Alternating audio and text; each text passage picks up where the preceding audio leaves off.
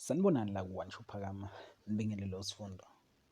Si-One Shoe Phakama sithanda ukhalalisela intokazi, inkosazana uZimdollar Biyela, owaziwa kakhulu laphana ohlelweni loKhozi FM, osigiya ngengoma.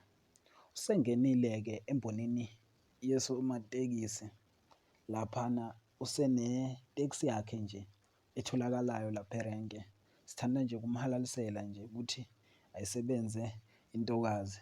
Uzomkhumbula-ke futhi mbukeli wethu, ungumlingisi laphana kumdlalo odlala laphana iDurban Gin, lapho khona ewumetron. Sithi asebenze njalo nje uZimdollar, siyambongela si-One Shoe Phakama. Ngabe uthini-ke umbono wakho mbukeli wethu ngokuthi uZimdollar engene laphana embonini yesomatekisi? Ngoba uyazi laphana mbukeli wethu kuba negigaba nje ongayiqondi embonini yamatekisi. Ngicela nje usho umbono wakho ngalolu daba ukuthi ngabe kuzomlungela ngoba umuntu wesifazane. Ngicela ungakhohlwa-ke ukulayikha nokukhomenta nokusubscribe. Ngiyabonga. Good morning South Africa. Biyela usisi kaQuality. Lo siso rich, vele ekhaya kuse rich.